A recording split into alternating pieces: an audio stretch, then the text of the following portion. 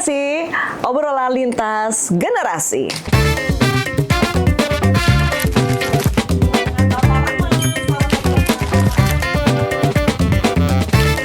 Obligasi, obrolan lintas generasi. Tetap bersama dengan saya, Alvina Santosa, yang kerap dipanggil Vina, dan di hari ini, Sabtu tanggal 21 Juni 2025, kita di sini pas banget memperingati Hari Krida Pertanian. Mungkin teman-teman udah pada tahu ya, teman-teman Axel, udah pada tahu apa itu? Namanya Krida Pertanian. Langsung aja lebih lengkapnya saya tanya ya sama Google ini ya, karena saya harus membaca untuk tidak salah. Jadi Hari Krida Pertanian ini dirayakan setiap 21 Juni ya teman-teman Axel, merupakan hari untuk memberikan penghargaan kepada mereka yang bekerja di bidang pertanian. Jadi akarnya tertanam sejak digelarnya Konferensi Nasional Pertanian kedua yang diadakan di Bogor pada tahun 1960 silam. Ternyata, wow. Dan tentunya ini menjadi kepentingan lainnya untuk berkumpul dan membahas berbagai isu penting terkait pertanian, termasuk isu modernisasi dan peningkatan produktivitas pertanian. Oke. Baik, tentunya di episode yang satu ini eksklusif sekali, karena eksklusif juga tentunya kita di sini juga dengan narasumber yang sangat-sangat eksklusif. Teman-teman pasti tahu dong siapa kira-kira, atau ada yang belum tahu? Langsung saja kita perkenalkan. Ini dia bersama dengan Bapak Rahmat. Selamat pagi, Bapak. Oke, Bapak Rahmat ini nama panjangnya Bapak Haji Rahmat Rianto. Bapak selaku Bupati Tanah Laut Kalimantan Selatan. Wow, tepuk tangan lagi dong. Luar biasa, Bapak. Selamat pagi. Selamat pagi, Mbak Vina. Pagi. Bagaimana Bapak di Sabtu pagi hari ini? Alhamdulillah baik. Baik, oke. Baik, di hari ini Bapak, di episode yang eksklusif ini kami mau membahas Bapak tentang pertanian. Nah, pas banget kan teman-teman semua di sini pasti pengen tahu lebih lanjutnya. Jadi, tapi sebelum lebih lanjut lagi di sini, boleh apa ya saya kasih pantun dulu? Boleh dong. Boleh, baik. Sambil dibaca ya biar nggak salah. Oke. Naik perahu ke tanah laut. Cakep. Menangkap ikan sambil bernyanyi. Cakep. Selamat datang Bupati Tanah Laut. Asik. Mari kita sukseskan podcast ini. Oke, baik Bapak Rahmat. Nah, Bapak Rahmat, sebelumnya Bapak sudah tahu ya Pak ya, kalau misalnya kita memang sekarang kerap membahas tentang pertanian dari pemerintahan dan juga di daerah. Nah, tentunya juga saya mengucapkan terima kasih banyak Bapak sudah dapat meluangkan waktu bersama di pagi hari ini.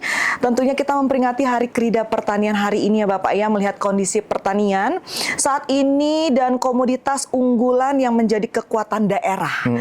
Apa saja Pak strategi dan program unggulan yang telah diterapkan untuk memperkuat kemandirian pertanian menurut Bapak? Kalau khusus Kabupaten Tanah Laut sendiri, Ya, Tanah Laut boleh Bapak? jadi kalau kita melihat Kabupaten Tanah Laut ini lebih kurang kan luas wilayahnya 363.000 hektar. Ya. Jadi dari 363.000 hektar itu ada 264.000 itu adalah wilayah perkebunan dan pertanian. Artinya 72% itu adalah wilayah pertanian perkebunan. Nah, kalau kita berbicara masalah pertanian, ada lebih kurang 27.149 hektar itu adalah lahan baku sawah Ya. yang selama ini ada di Kabupaten Laut, tetapi tidak semuanya terkelola dengan baik. Nah, sehingga berdasar dari itulah ketika awal kami membuat visi, misi, sehingga program unggulan kami adalah di bidang pertanian. Nah, alhamdulillah lagi bersambut gayung istilahnya dengan pemerintah pusat. Oke. Dengan ada keinginan Bapak Presiden kita untuk membuat swasembada pangan, dan outputnya nanti kita adalah sebagai lumbung pangan. Alhamdulillah program-program itu dayung bersambut sehingga adanya penambahan untuk Kabupaten Tanah Laut untuk melaksanakan cetak sawah yang saat ini pun kita sudah 3.685.000 hektar untuk cetak sawah. Nah, dari kegiatan itulah menjadi dasar kami untuk bagaimana mewujudkan keinginan Bapak Presiden melalui Kabupaten Tanah Laut ini menjadi swasembada pangan dan nanti lumbung pangan. Sampai saat ini udah beberapa bulan kenaikan yang pesat per hektarnya itu biasanya 3 ton per hektar, sekarang sudah ada 4,8 sampai 5,2, sehingga hampir rata-rata 5 ton.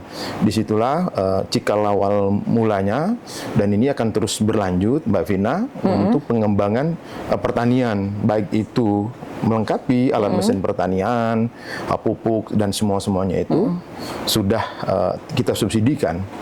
Ya, kami terima kasih juga ya mungkin kepada pemerintah pusat yang selama ini sudah memberikan kepercayaan kepada Kabupaten Laut.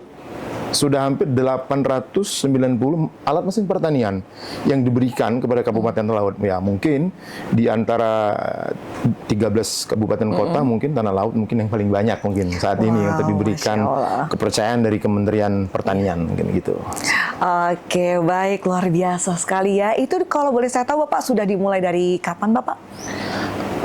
Jadi dimulai kalau cetak sawah dimulai dengan awal tahun kemarin ya. Oh, awal tahun ya, Pak, Awal tahun ya? sudah mulai. Cuma memang setelah retret kemarin kita gas itu. Oke. Alhamdulillah kita bisa berkoordinasi langsung dengan Kementerian Pusat, sehingga lebih enak lah untuk komunikasi yang baik, sehingga apa-apa yang menjadi permasalahan di Kabupaten Tanah Laut, bukan hanya alat mesin pertanian, punya masalah pupuk, tentunya masalah BBM bagi kawan-kawan petani ini yang sulit untuk mengoperasionalkan alat mesin pertanian, itu menjadi PR, sehingga kami terus berkoordinasi dengan Kementerian Pusat untuk bisa bagaimana caranya kegiatan ini tanpa ada hambatan. Nah, itu sementara seperti itu mungkin. Kami mohon doanya aja Mbak Vina. Jadi ke depan ini terus dan mengharapkan melalui forum ini sesuai keinginan dari Bapak Menteri Pertanian, insya Allah kalau bisa kami sesuai dengan target, maka insya Allah Bapak Presiden langsung yang akan memanenkan di Kabupaten Tanah Laut tentunya. Wow, luar biasa sekali. Wah, ini benar-benar program yang benar-benar ditunggu banget ya Pak ya. Karena terhati yang sudah Bapak sampaikan untuk swasembada pangannya, ini Tanah Laut menjadi yang paling besar ya Pak ya? Iya. Wow, luar biasa sekali. Wah, tapi Bapak ya, jauh dari itu, apakah inovasi yang dilakukan ini sudah ada Pak dari sisi teknologinya dan digitalisasinya? Kita tidak menutup diri ya bahwa perkembangan teknologi dan digitalisasi ini bukan hanya berkembang di media pendidikan, di media lain, tidak, termasuk ke dalam sistem pertanian ini. Maka itulah yang merubah mindset kita para petani, ya mungkin tidak mudah. Akhirnya pelan-pelan bahwa bagaimana perlu peningkatan teknologi dan inovasi digitalisasi ini dalam rangka apa? Baik itu bagaimana cara membuka lahan, bagaimana menanam melalui bibit-bibit, termasuk bagaimana memberi pupuk dan lain-lainnya. Jadi kita alhamdulillah pelan-pelan teknologi itu masuk, sehingga transfer knowledge-nya juga kepada para petani di bawah, dalam hal ini dalam brigade pangan namanya ya, untuk bisa menggunakan teknologi yang ada. Ya perlahan lah. Karena kita tidak semua bisa secara langsung untuk menerima hal-hal semacam itu. Kadang walaupun kadang-kadang alat sudah ada, teknologi yang sudah bagus ada, tetap aja masyarakat kadang cari ya tidak mau merubah mindset kebiasaan dengan keegoan kadang. Berarti ya, perlu perlahan. Perlu pembinaan berarti ya Pak ya? Alhamdulillah. Kita terus berupaya melakukan pendampingan bagaimana dengan diberi kemudahan dengan teknologi yang seperti saat ini kali Mbak Vina ya. Oke, baik Bapak. Dan kali ini Bapak saya ingin menanyakan Bapak ya. Apa itu? Tentang pandangan Bapak. Nah, mengenai peran generasi muda Bapak dalam pertanian saat ini. Apakah menurut Bapak sudah cukup dilibatkan atau seperti apa Bapak menurut Bapak? Dulu, jadi ada namanya program YES ya. Yes. YES itu program kementerian yang lama, tapi tidak tahu kenapa program tersebut terhentikan gitu. Ya. Sehingga kalau kami pribadi menganggap bahwa untuk memancing gairah anak muda untuk ke sektor pertanian memang agak sedikit sulit nih memang. Karena kalau kita lihat anak-anak muda lebih nyaman dengan Mobile Legends-nya, mungkin lebih nyaman dengan TikTokernya, ya kan? Lebih nyaman dengan YouTubernya. Sehingga apakah itu menjadi hambatan? Tidak tentunya. Sehingga kami memancing, di dalam program kami pun juga ada namanya pemberdayaan pemuda dalam basis komunitas. Kenapa kami berbasis komunitas? Supaya mereka tidak bekerja individu. Ya, karena di betul. saat sekarang digitalisasi ini banyak individualisme yang diutamakan. Iya, betul. Sehingga kami berbasis komunitas itulah memancing dalam ke pertanian ini. Sehingga mulai dari situlah kami memancing para muda, termasuk di dalam namanya Brigade Pangan ini, untuk menyukseskan kegiatan swasembada pangan ini, sehingga anak-anak muda nih. Jadi kalau Mbak Vina bisa lihat, ada 83 Brigade Pangan yang ada di Kabupaten Laut, Ya. itu semuanya anak muda. Oh, anak muda. Anak muda. Jadi Oke. kita kasih titik berat di situ, penghasilannya apa yang mereka gapai dari hasil panennya. Oke. Gitu. Jadi sehingga mereka gimana caranya untuk sama-sama bersaing secara sehat untuk terus meningkatkan hasil panennya melalui tim-tim Brigade Pangannya tadi juga. Mungkin gitu. Oke, baik Bapak Rahmat, terima kasih. Pak Rahmat, menurut Bapak anak muda saat ini untuk bisa terjun ke dunia pertanian ini apa yang harus ditingkatkan, Pak?